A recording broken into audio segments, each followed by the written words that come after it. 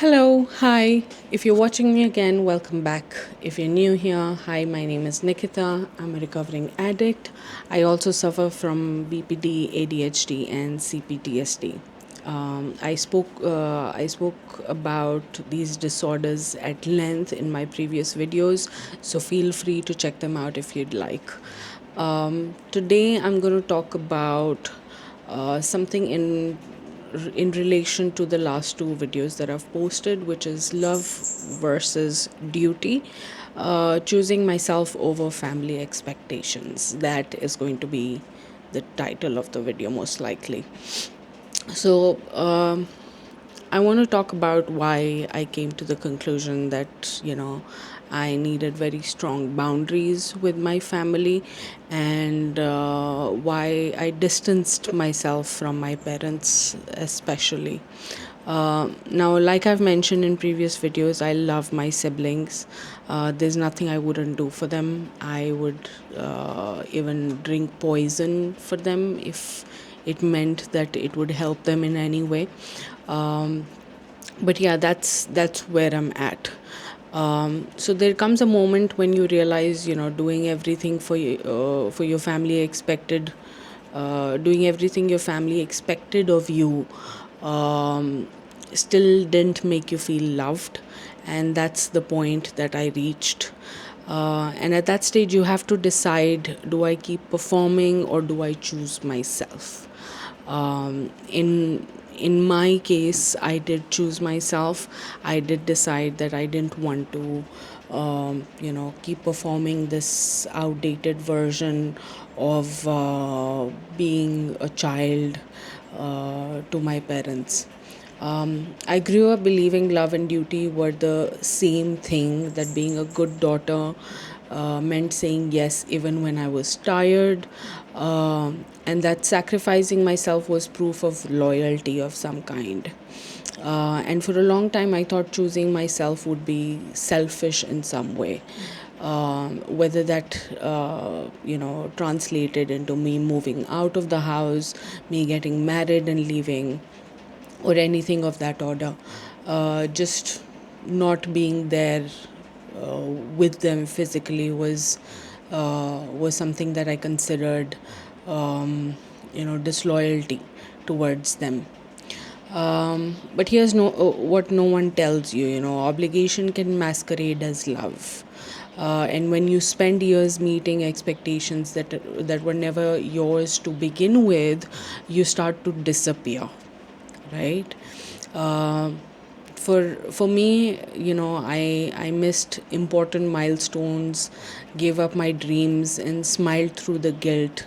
And the hardest part was they never noticed, or sometimes they expected more, which was worse in some way.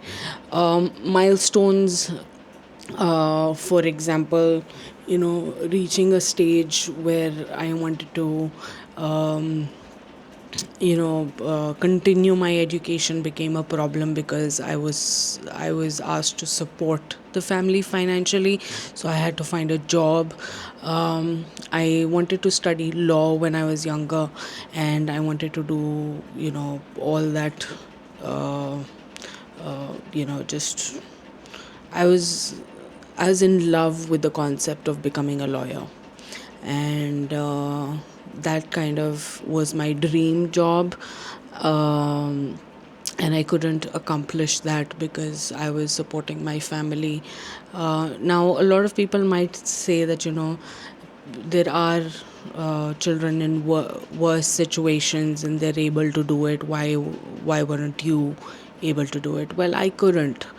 It was not possible for me. Everyone has a different capacity, and my capacity was completely over while I was supporting my family, dealing with their constant fights, dealing with their anger issues, dealing with their, you know, problems that they had, my mom and dad, between themselves.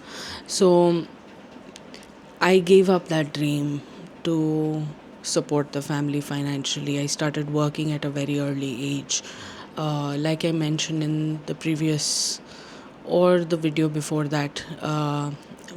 My sister and I, we started working when we had completed our 10th grade, which would have been us being 16 or 17 at the time. Now it was difficult to find jobs at that stage, but we were able to get jobs in call centers and BPOs and things like that. So it was easier to find a job at that time because there weren't a lot of document checks and things like that. And these were small organizations where we found our first job, so it wasn't difficult to kind of get through to the interview and all. And thankfully, the basic requirement that they had was a strong hold of the English language, which I think my sister and I have a good hold on, and so does my younger sister. Now, of course, as time goes on, your dreams change, and you decide to do something else.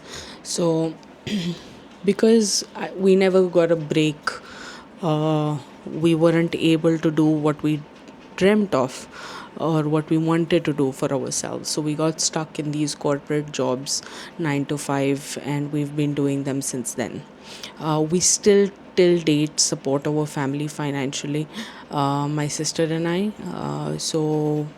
Uh, that's something that still happens, and so we're still not able to move away from that.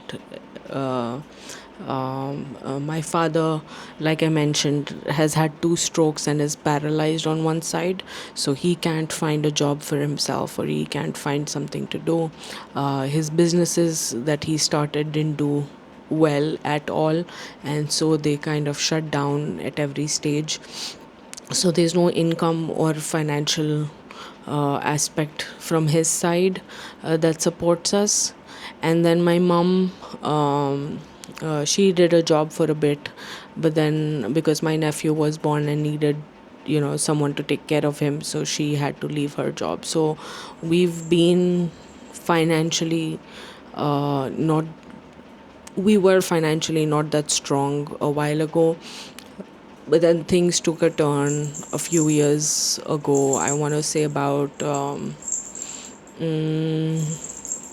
I want to say a little bit pre-COVID, things took a good turn for us, for my sister and I, in our professional lives.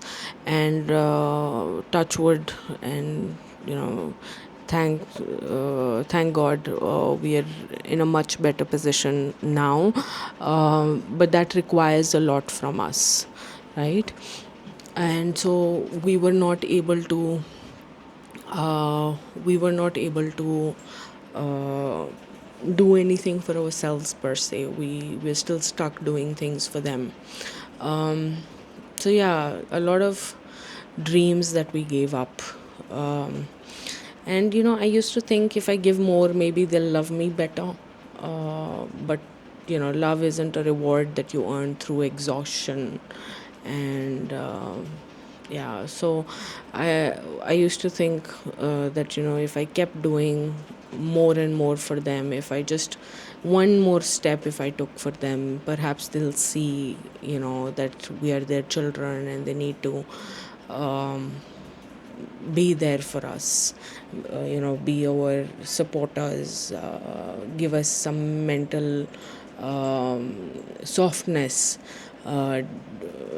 treat us with some sort of delicate hands. But that never happened. They were always stuck in their own thing, always angry at each other, and still are to this date. And then one day I just stopped. I didn't shout, I didn't make a scene, I just didn't show up the way I used to, and I started showing up for myself instead. So one day it just happened all of a sudden, because it was building up for quite some time. So one day it just kind of happened, and it felt like betrayal. It felt like perhaps I was doing the wrong thing.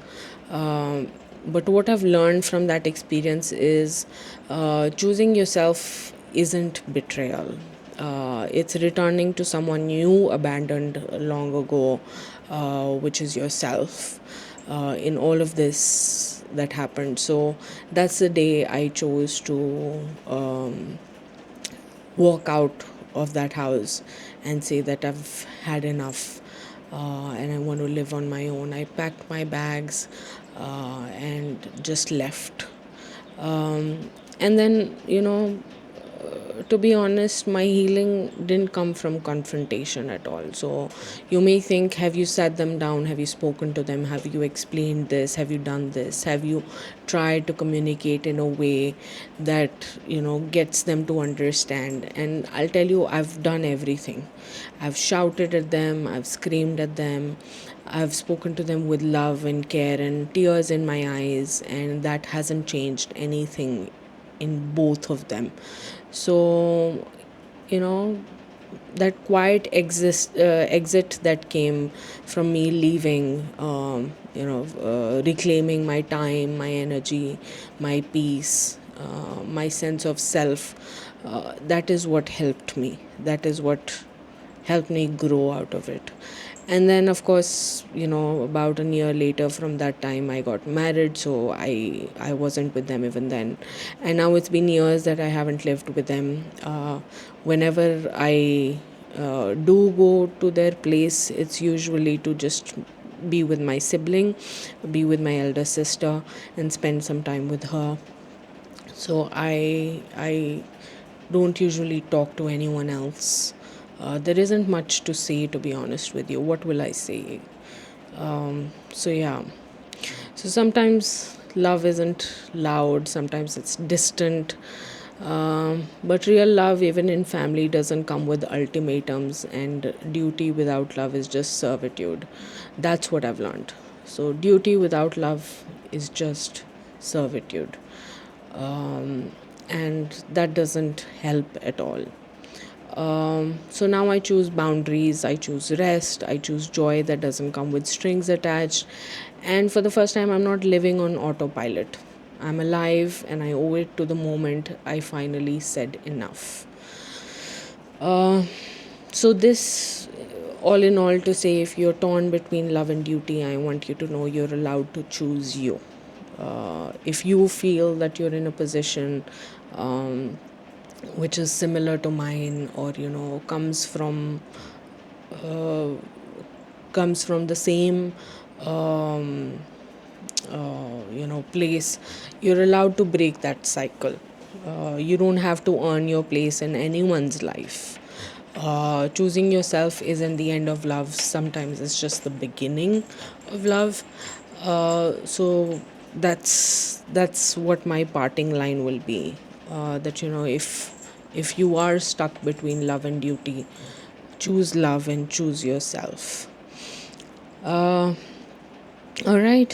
So with that being said, I did write a poem that I want to read out for you, and hopefully this resonates with you, especially the girls, because it's a special one that I wrote today.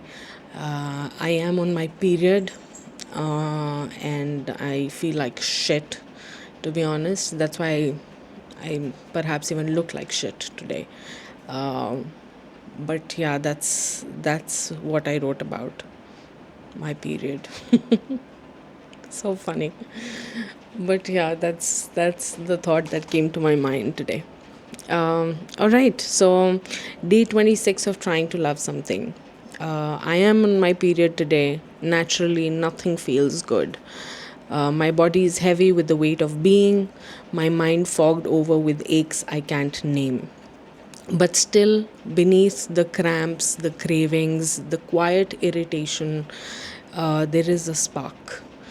A commitment I didn't expect to creating these videos, to letting every hard won lesson bleed out of me too. Maybe this is what love looks like today. Not beauty, not comfort, but showing up anyway. Letting my story flow even when everything else wants me to stop. Yeah, so in short, to say that I've enjoyed making these videos, and perhaps I'm going to continue doing them. They make me feel a little better about things. I feel understood by a lot of people who've reached out to me, and that makes me feel so much better. I feel seen, I feel heard, and that's what I've missed all these years. Not getting a chance to tell someone what I've been through and what I'm still going through. So yeah, this is like therapy to me at this point, and that's why I want to continue doing it. All right then. Thank you so much for watching. I hoped you enjoyed the poem and the video. If you did, please do all those beautiful things that YouTube allows you to do, like, comment, share, subscribe, and yeah, I'll see you tomorrow. I'll talk to you tomorrow. Take care of yourself. I love you, and bye.